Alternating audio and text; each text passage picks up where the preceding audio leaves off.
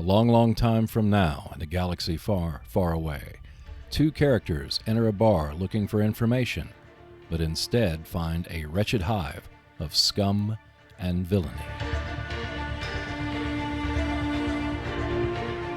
Adventurer by Yaquinto is an out-of-print game of man-to-man combat for 2 to 6 players. Each player controls from 2 to 4 characters and can choose to settle their differences on the main deck of a spaceship or at the local tavern. The game is a sequel to Swashbuckler, which is set during the 17th century inside a local tavern and 2 rather stubby sailing vessels. Adventurer keeps the basic rules in play while adding new rules, weapons, and non-player characters. The game also continues the Yaquinto tradition of using an album jacket to hold the components and as the mounted maps. It's quite a clever design, although it does create a rather stubby main deck of the starship.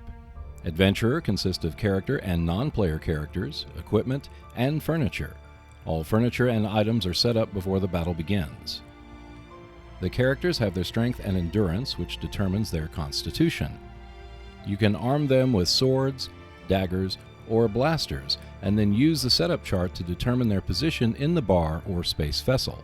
The turn sequence consists of the order plot phase and the order execution and resolution phase. There are several subsets to each phase. The order plot phase is where the player will note the actions of each character for their turn. Using the order sheet, the player will fill up the 6-step columns of each turn using fire, action, melee, and movement orders. For example, to throw a dagger, the player will write down WD in the first step column and a dash in the second. The dash represents a rest period in which the character recovers from the action. Rest periods may extend into the next turn. Once all the orders are written down, they are then executed on step column 1 at a time. If a character was given orders that could not be carried out, they do nothing.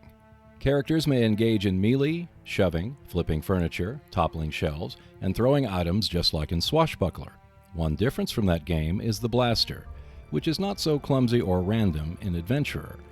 A blaster may fire stun or full-strength blasts that affect characters in its line of fire, even across a room. During the course of the fighting, characters may be stunned or injured. A character may not be able to carry out orders during the steps in which he, she, or it was stunned. Injuries are marked on the character sheet itself depending on their location: body, head, right arm, and left arm.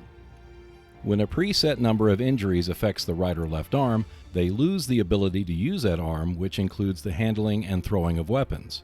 When a preset number of injuries affect the body or head, that character is eliminated. Their counter is flipped over and remains in place on the ship or the bar floor. Another difference between Adventurer and its predecessor is the ability to play the game solitaire. Among the optional rules are the non-player characters that have a chart for movement and firing options, which can be used for solitaire games if you desire. Adventurer is a well-produced game that captures some of the action, high adventure, and atmosphere of young heroes trying to bring freedom to the galaxy, or to get a mug of beer.